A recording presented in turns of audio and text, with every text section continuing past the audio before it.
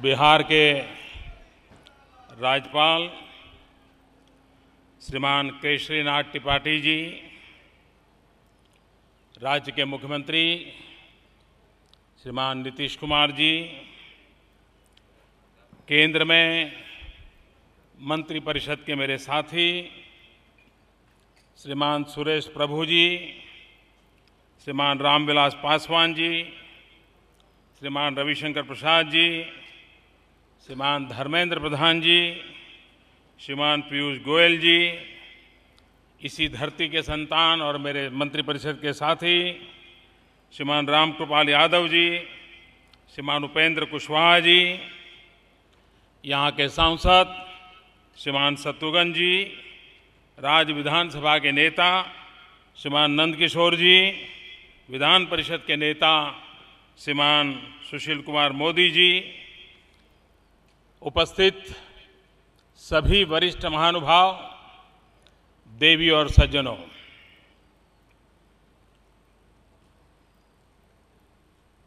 आज यहाँ अनेक शिलान्यास के और उद्घाटन के कार्यक्रम हुए।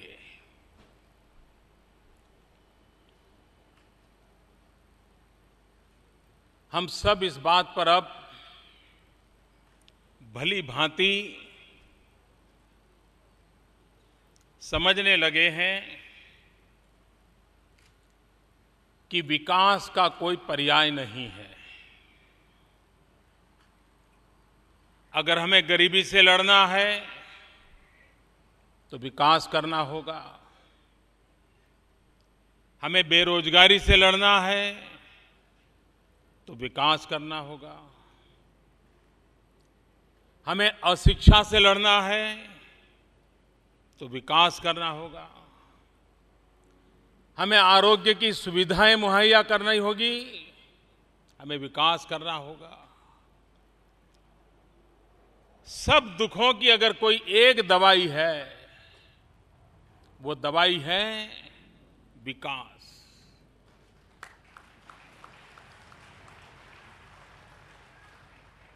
और ये अच्छी बात है कि इन दिनों राज्यों के बीच भी विकास को लेकर एक स्पर्धा का माहौल बनता चला जा रहा है।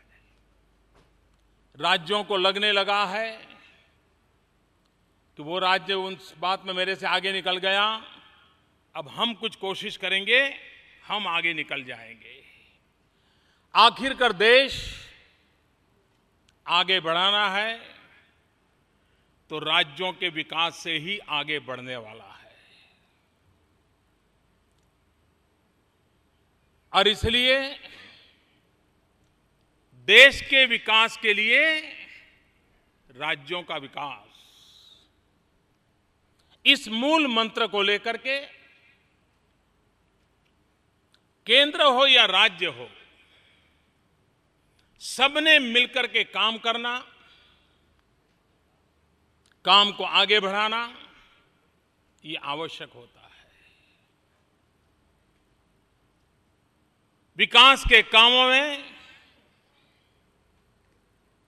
राजनीति कितना नुकसान करती है, उसका ब्यौरा आदरणीय मुख्यमंत्री जी ने विस्तार से दिया।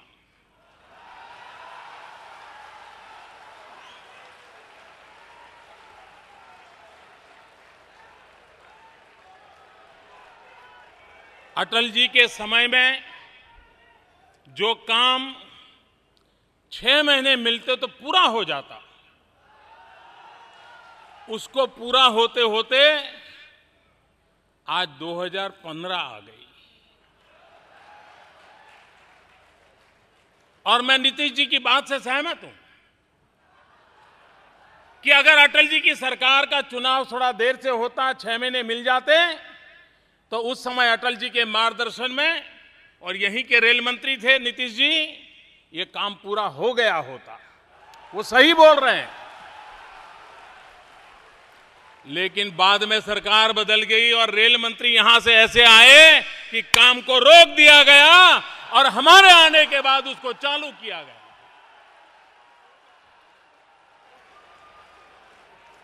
अब राजनीति जो करते हैं करें, लेकिन नुकसान बिहार का हुआ, बिहार की जनता का हुआ। नीतीश कुमार जी की इस व्यथा के साथ मैं भी अपना स्वर मिलाता हूं।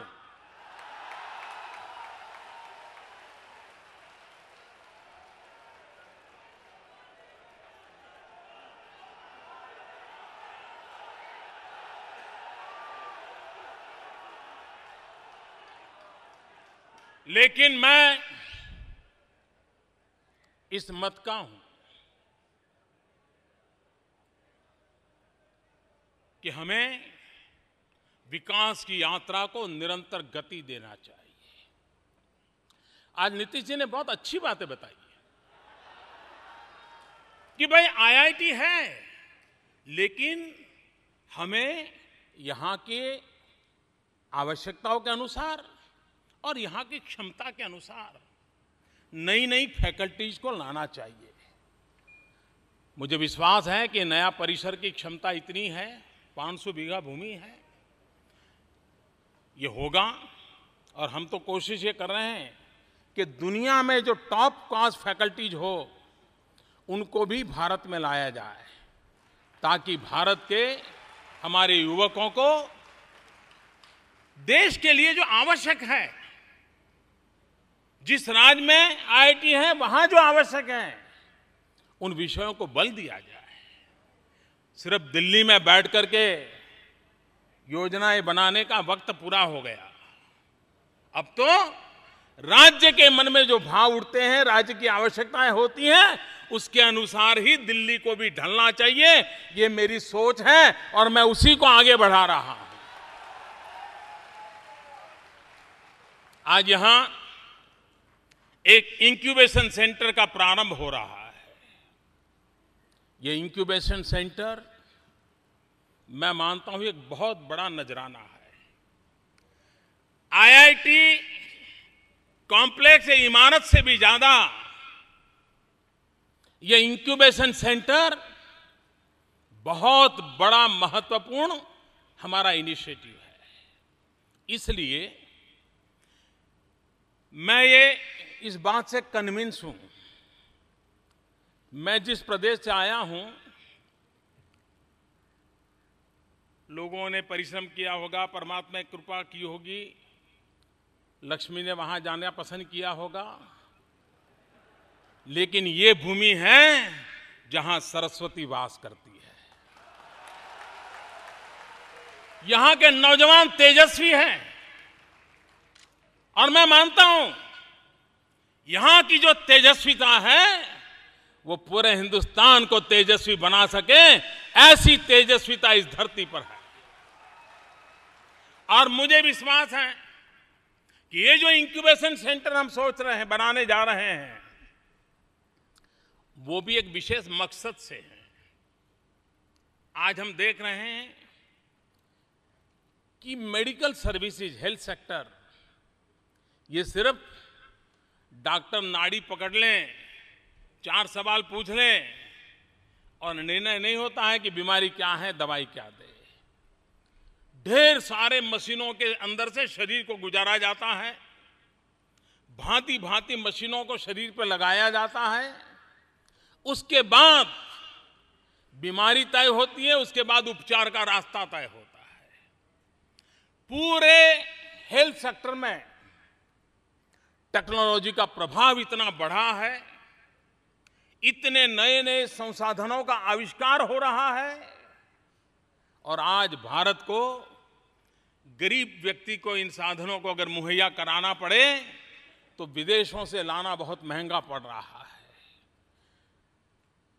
इस पटना की धरती पर बिहार के मेरे नौजवानों की प्रतिभा को एक अवसर दिया जा रहा है कि इस इंक्यूबेशन सेंटर में प्रमुख रूप से इलेक्ट्रॉनिक एंड डिजिटल मैकेनाइज के साथ किस प्रकार से हम हेल्थ सेक्टर की नए विषयों को आविष्कार करें, उसका उत्पादन करें, ताकि हमारे गरीब से गरीब के लिए हमारे अस्पतालों में भारत में बने हुए उत्तम से उत्तम साधन तैयार हो, जिसका लाभ गरीब को मिले।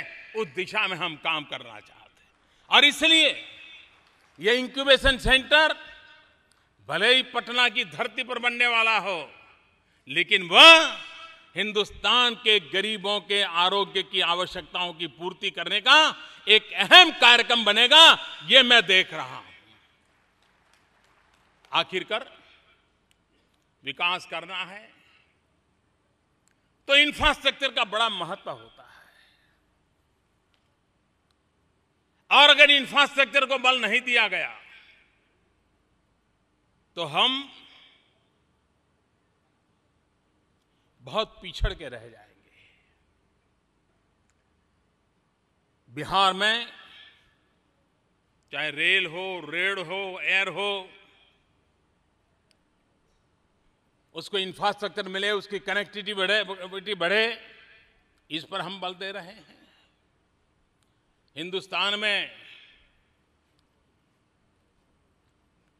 शायद अधिकतम रेल मंत्री किसी राज्य ने दिए हैं तो बिहार ने दिए हैं। जमाने से जैसे ये रेल डिपार्टमेंट बिहार के लिए रिजर्वेशन है।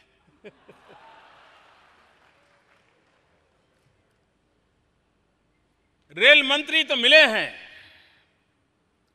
रेल देने का काम मैंने दिमाग में भरा पड़ा है, और मैं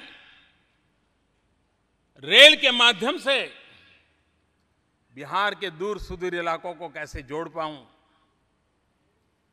मुख्य धारा में विकास की ये इंफ्रास्ट्रक्चर आता है, उसको कैसे आगे बढ़ाऊं, इस दिशा में योजनाएं लेकर के आगे चल रहा हूं।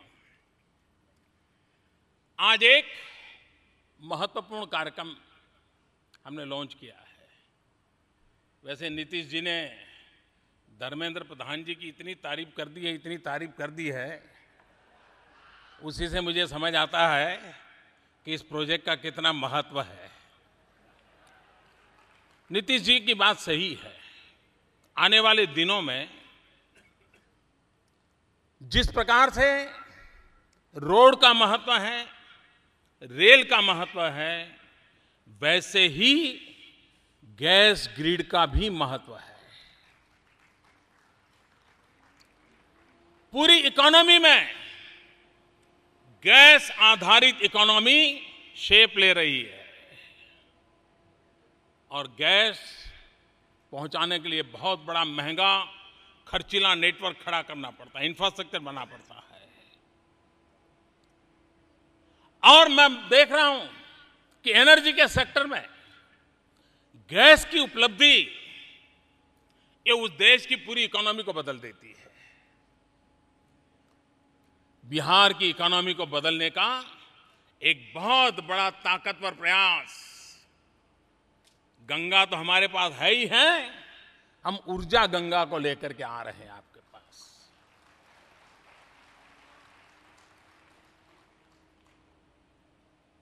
गैस पाइपलाइन बिछाएंगे सैकड़ों किलोमीटर,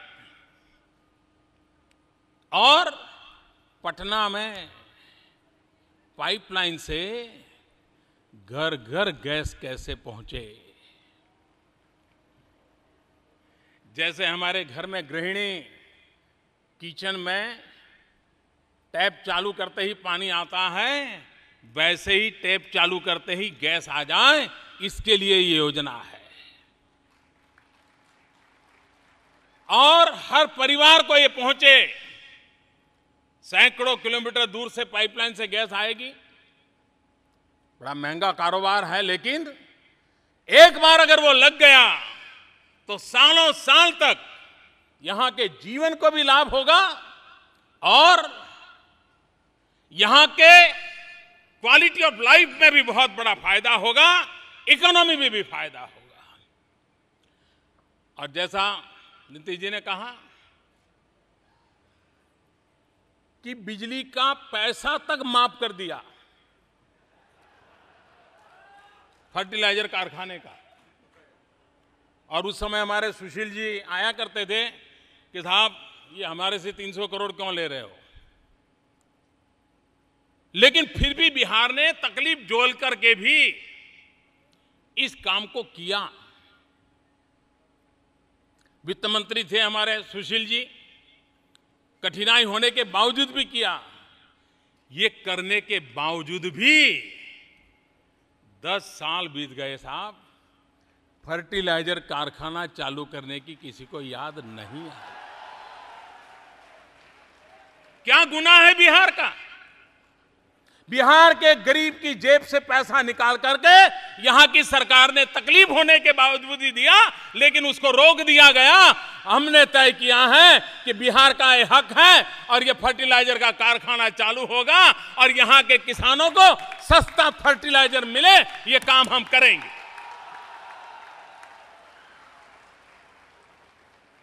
बिहार जनता का या बिहार सरकार का कोई दोष नहीं था।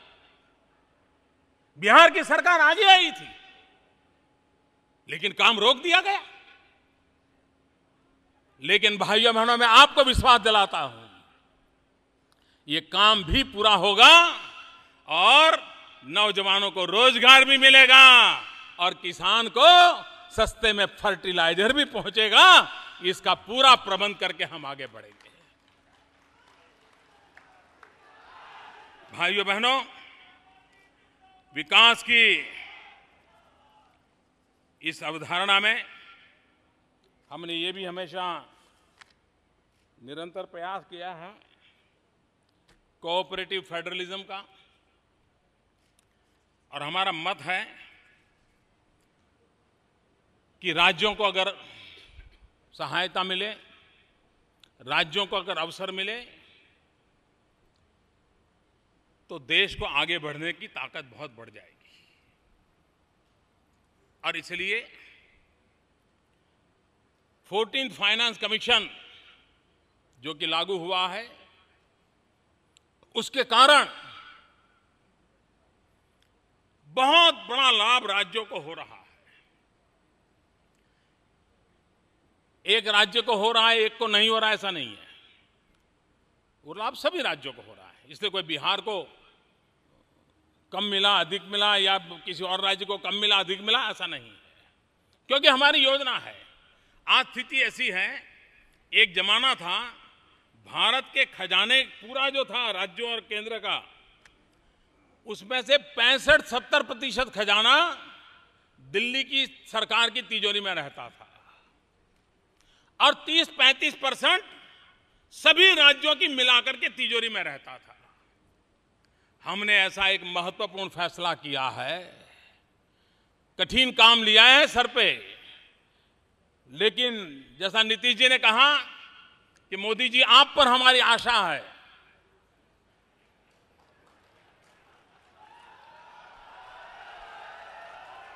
उसको पूरा करने के लिए हमने एक महत्वपूर्ण फैसला किया है, और वो 14th फाइनेंस कमीशन, जिसके कारण आने वाले दिनों में बिहार को, अगर 5 साल का फाइनेंस कमीशन का मैं देखूं, तो बिहार को 2015 से 2020 के दरमियान फाइनेंस कमीशन के द्वारा करीब करीब 3.25 लाख करोड़ रुपया मिलने वाले हैं। 3.25 लाख करोड़ रुपया मिलने वाले हैं, जो पहले सिर्फ बीते हुए समय में सिर्फ 1.5 लाख करोड़ रुपया मिला था। 1.5 लाख का 3.25 लाख करोड़ रुपया में, क्योंकि हम मानते हैं ये प्रदेश आगे बढ़ना चाहिए। और मेरा ये विश्वास है, पूरब में जब तक प्रगति नहीं होती है, देश कभी आगे नहीं बढ़ सकता है। चाहे बिहार हो, चाहे पूर्वी उत्तर प्रदेश हो, चाहे उड़ीसा हो, चाहे पश्चिम बंगाल हो, चाहे झारखंड हो, आसाम हो, नागालैंड हो, मिजोरम हो, ये सारा हिंदुस्तान का पूर्वी भाग, ये जब तक विकसित नहीं होता है, ये भारत माता हमारी समृद्ध नहीं हो सकती है। और इसलिए बिहार का विकास यह हमारा प्राइम एजेंडा है। पूर्वी भारत का विकास ये हमारा मकसद है, हमारा लक्ष्य है। और उसको आगे बढ़ाने के लिए अनेकविध नई योजनाएं हम लेकर के आने वाले हैं, उसको पूरा करेंगे। आने वाले कुछ दिनों में हमारे कुछ साथियों से मैंने कहा है कि आप जाइए, शिलान्यास कीजिए, उद्घाटन कीजिए, काम को आगे बढ़ाइए। जैसे Muzaffarpur Sonbarsa national highway 77 kilometre को डबल लेन करने का काम पूर्ण हो चुका है। करीब 600 करोड़ रुपया की लागत लगी है। पटना गया डोभी रोड को 4 लेनिंग का काम मंजूर हो गया है। करीब 1231 करोड़ रुपया की लागत है। पटना कोइलावर भोजपुर और भोजपुर बक्सर रोड का भी 4 लेनिंग का काम मंजूर हो चुका है। लागत है करीब 2012 करोड़ रुपया। भागलपुर बाईपास का काम मंजूर हो गया है, लागत है करीब 230 करोड़ रुपया।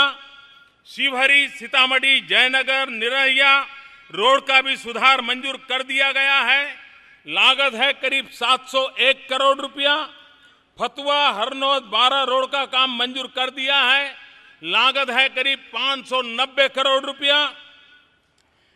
इन सारे नेशनल हाईवे के प्रोजेक्ट जो इस सरकार ने ऑलरेडी मंजूर कर दिए हैं, लागत होती है करीब करीब 5000 करोड़ रुपया।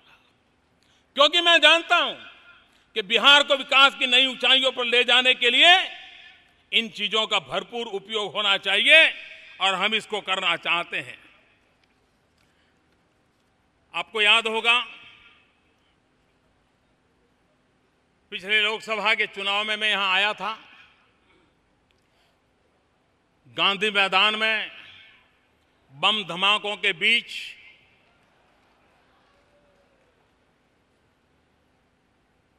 मैं भाषण कर रहा था।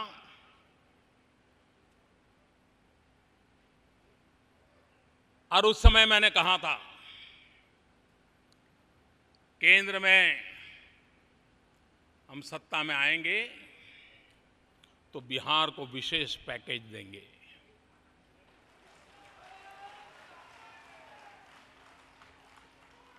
और उस समय मैंने घोषणा की थी, चुनाव के पहले मैंने घोषणा की थी।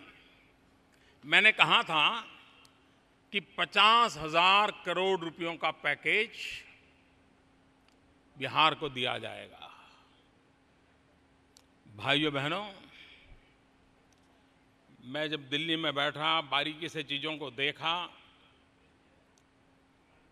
और मैं नतीजे पर पहुंचा कि मेरे दिल दिमाग में बिहार की जो कल्पना है, बिहार को अगर मुझे उस ऊंचाई पर ले जाने में बिहार के साथ लेकर के चलना है तो 50,000 करोड़ से बात बनने वाली नहीं है।